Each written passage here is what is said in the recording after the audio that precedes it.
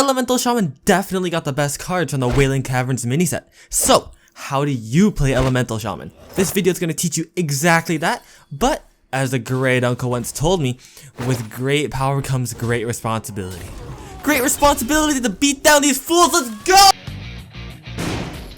The first thing you need to know as Elemental Shaman is that you're thrall with the balls, the Murgle who burgles, and all that is to say that you just take games that you really shouldn't win. Unfortunately, most people can't handle this sort of power and will concede out of the pure fear over the size of Murgle's deck. And to that, I say, Shaman Stone was in 2016, Shaman hasn't had a good cost in years, get over yourself, I bet you play Paladin! Elemental Shaman is a mid-range deck in Hearthstone, which means you play tempo card after tempo card and watch as your constant tempo destroys your opponent faster than you destroyed your parents' marriage. You see, with the power of Wailing Vapor, Shaman gets the power that literally every other class got like a year ago. They can play a 1 mana 1/3. From there, you can play your 2 drops and you'll be set.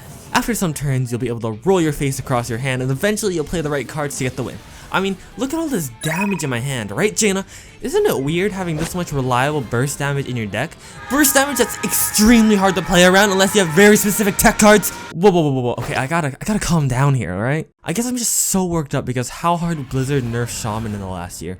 It's just, I can't help it. I mean, Shaman, they just got a 3 mana card that draws 2 cards. Imagine how strong that is. Like, a 3 mana card with great stats for the effect it gives. How could this even be balanced? I mean, I've never seen... Now that I think about it, there's a lot of card draw. You know, weapons, random elementals, pretty decent cards in general. Wait, am I playing the OP deck now? Wait a second, I can't be playing the OP deck because I'm playing 3 decks. Yes, you heard it here, folks. There are so many different renditions of Elemental Shaman that I made 3 different decks. And there's 20 extra cards that you can potentially fit in the decks. You've got your meta Elemental Shaman, which is just your consistent mid-range deck.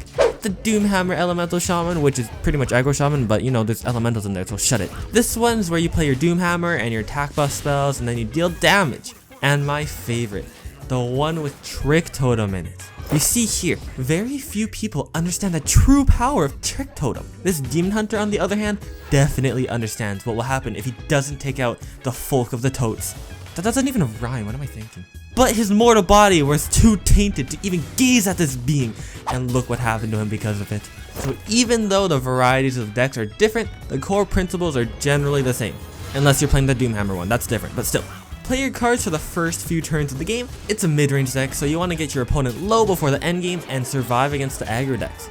But what does this look like in practice? What's this? Another Shaman? Looks like it's finally time to show off the mirror matchup. Good thing I drew my 1-drop so I get some early tempo.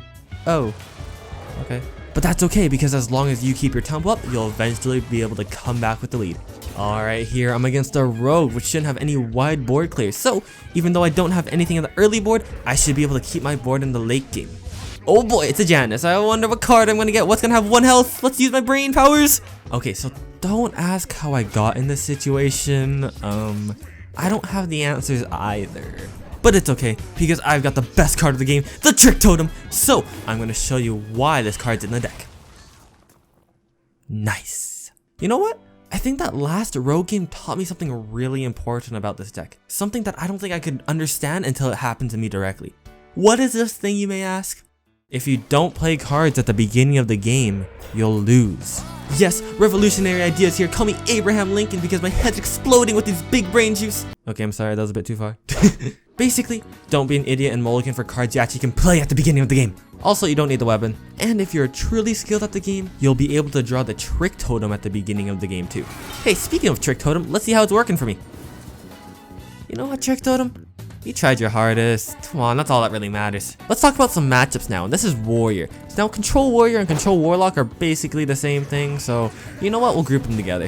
What I like to do is keep 2-ish minions on the board, and that's really awkward for control decks to deal with. Even better is one's high statted and one's low statted, so the board clears won't work as well. Now, if you keep putting constant pressure on the board and don't overextend your lead, you should be good. And as you can see here, my opponent's at 1 health. There's no way he can stop me from winning next turn. Okay, the mirror matchup here. Here's my chance for redemption. Let's see this turn 2 play.